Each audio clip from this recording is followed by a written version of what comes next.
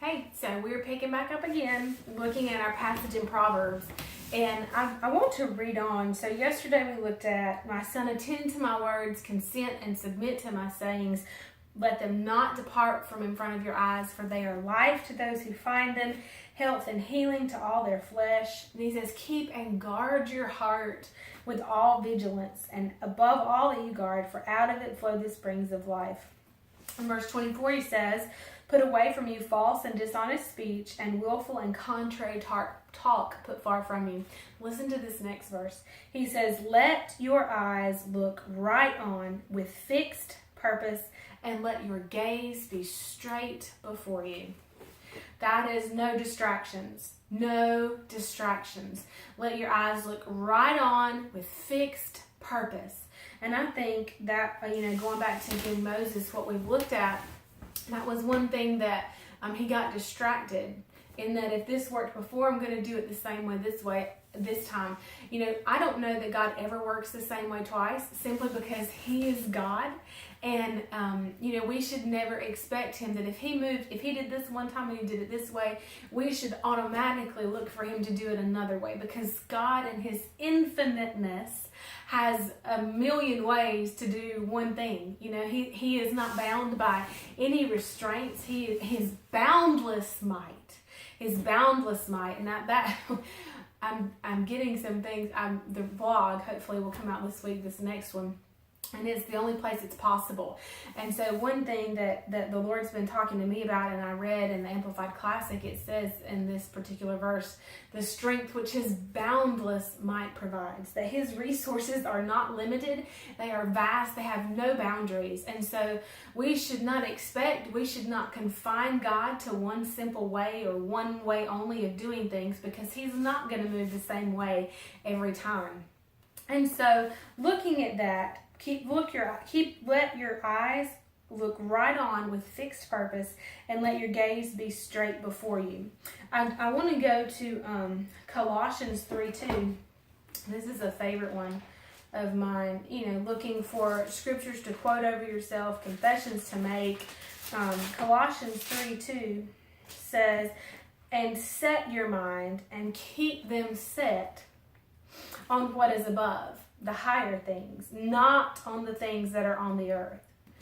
So who is that instruction for? You keep your mind and keep it set. I have to set my thoughts. I have to keep my thoughts set. And then we go back even to what we just read in that Proverbs. He says, keep your eyes, look on with fixed purpose, and let your gaze be straight before you.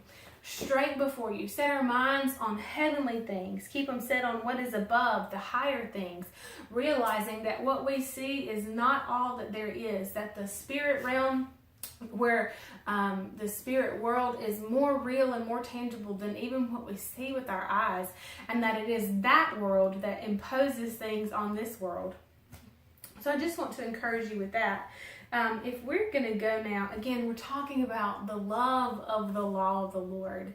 And when we do as he's commanded us to, we put ourselves in a place of obedience, and then allow him to come in and to just shower. There's nothing blocking the blessing. I suppose that's a good way to put it.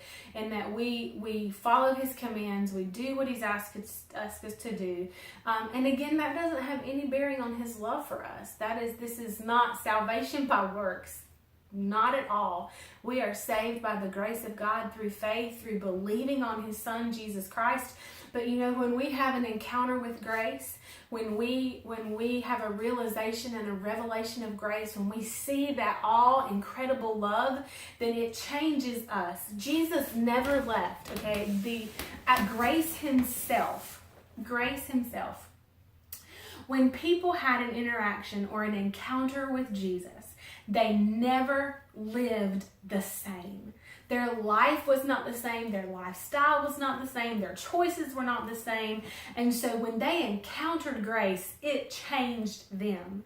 And so Holy Spirit, do not allow us, your church, to become complacent in and taking advantage of. We understand that we're saved by grace, and it's not by our actions or what we do, but Lord, that our behaviors are directly relate to how we feel about grace, how we love you, that we do things because we know it pleases the Father, not because it makes him love us more. Does that make sense?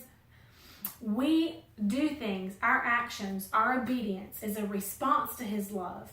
And we do it not to make him love us more, but to make him happy, to please the Father. And so how in the world we got to 5.5 minutes already? I don't know, but I will see you tomorrow and we will pick up again here. Bye, y'all.